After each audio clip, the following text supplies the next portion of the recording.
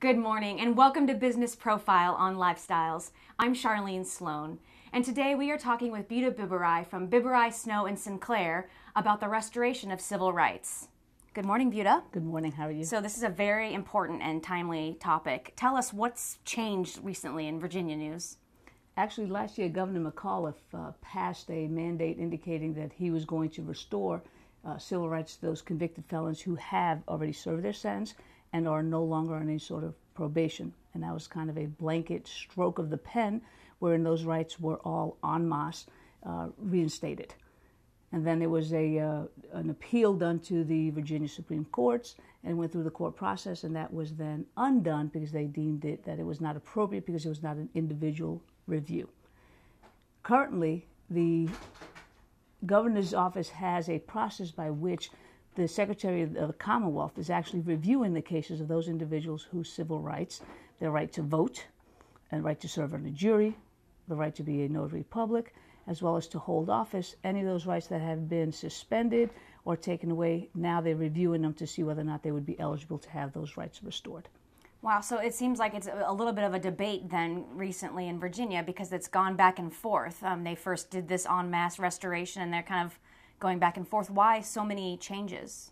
Well, I think part of it did come from the aspect of the political climate where each party believed that they were doing either the right thing as per Governor McAuliffe or on the Republican side, no, it was just an attempt to get these individuals their rights to vote so that they could vote for the Democratic side.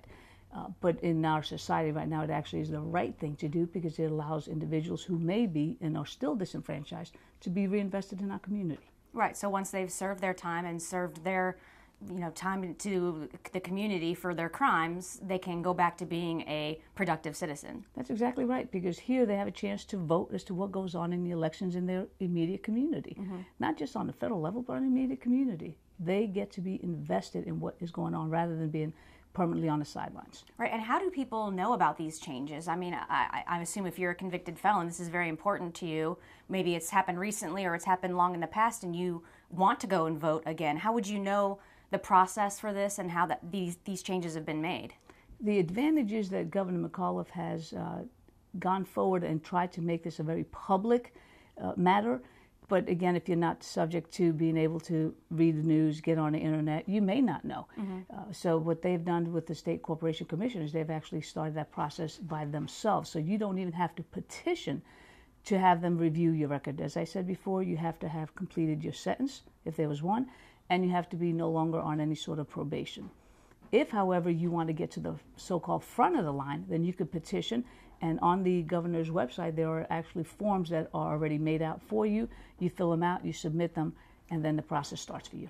And is it something that's very simple to do, or would you want to, rather than do it yourself, maybe seek the guidance of a lawyer just to make sure you're filling out those petitions properly and that you do qualify for this? It's a process by which the governor has made it such that it is fairly simple, but like anything else in the law, if you don't fill out even a simple form correctly, then you get kicked off of the application process and you have to start over. So it's highly recommended that you just have somebody to confer with as a lawyer who can help you with that process. Wow, it's so interesting and it's so timely. Now, how might this affect other states? I mean, just wondering if maybe other states have different laws and they're maybe looking to Virginia as a guide and maybe changing their laws. Actually, a lot of states are already more advanced than we are.